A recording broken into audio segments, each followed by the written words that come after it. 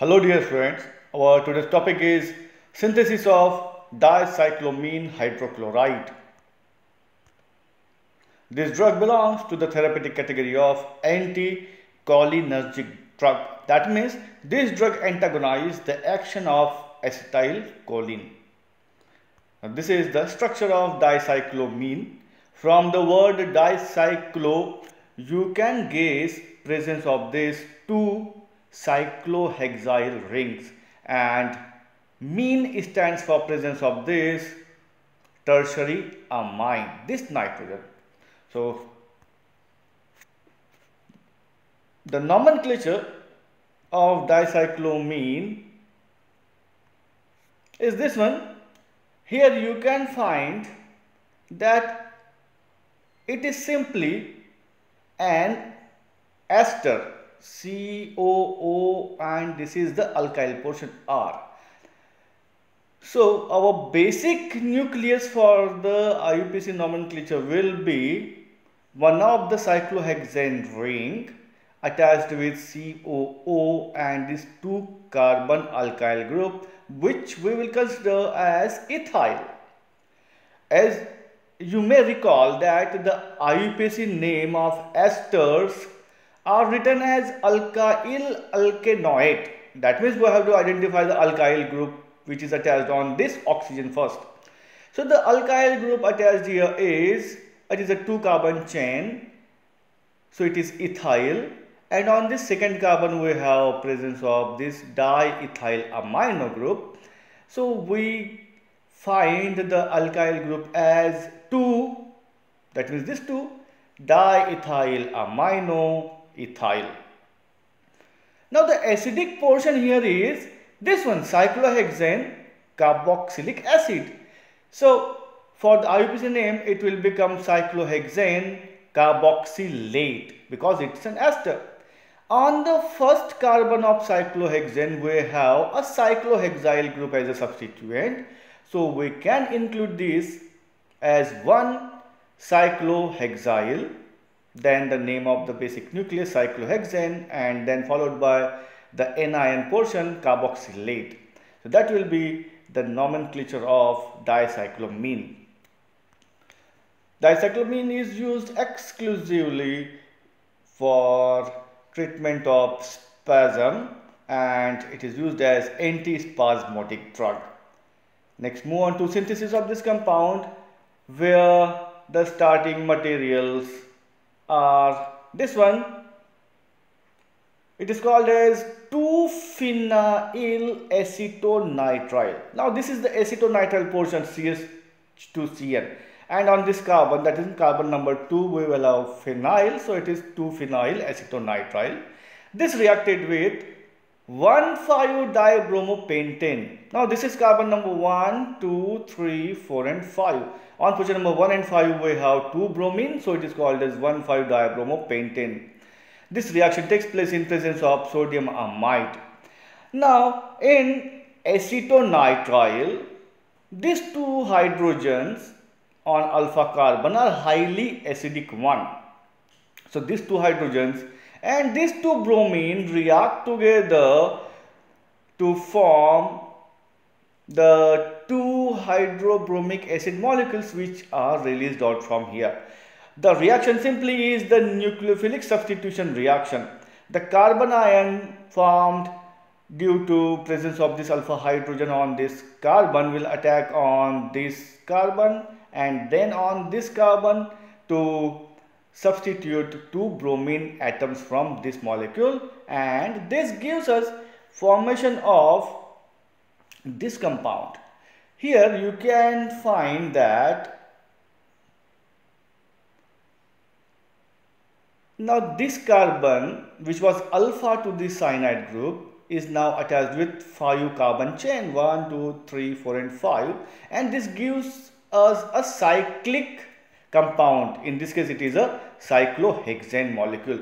So the derivative obtained is 1-phenyl, that is 1-phenyl cyclohexane carbonitrile.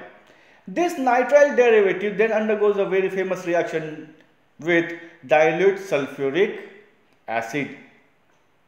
The dilute sulfuric acid means sulfuric acid along with water molecules.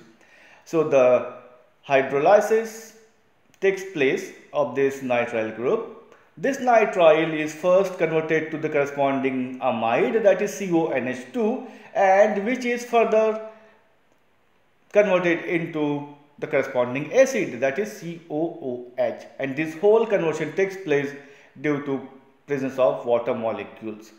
So we will get formation of this corresponding carboxylic acid. Here you can guess that this nitrile group is converted to corresponding COOH group.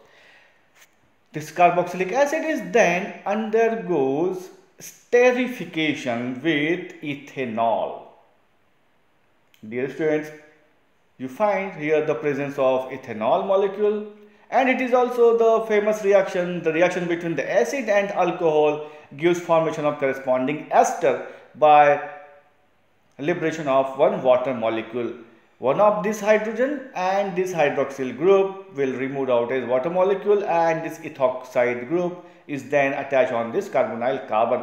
This is simply the nucleophilic acyl substitution reaction, whereby the ethoxide group had substituted the hydroxide ion from here to give us the corresponding ester molecule, this one.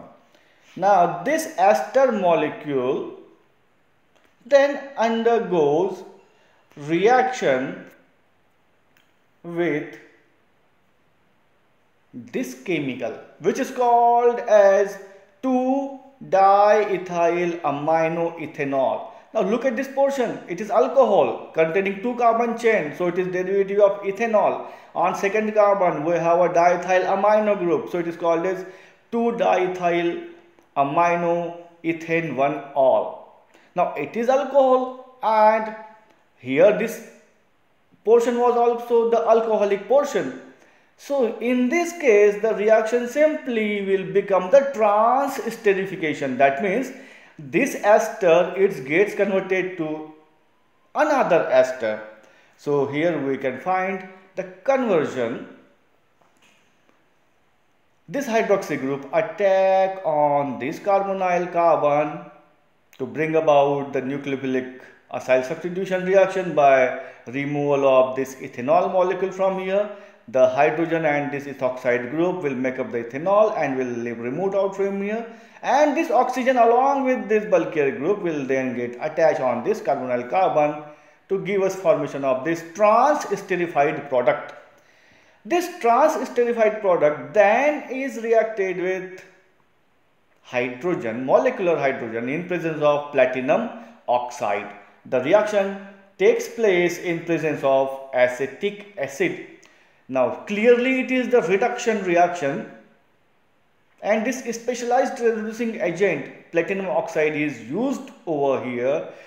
This brings the reduction selectively of this benzene ring. So this benzene ring is reduced to this cyclohexane ring.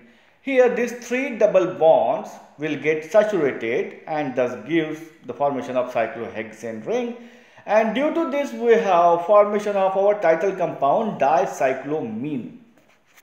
Now this nitrogen is a tertiary nitrogen, and due to presence of this bulkier structures and too many carbons, this dicyclomine is hydrophobic in nature. So to make it hydrophilic, its salt form is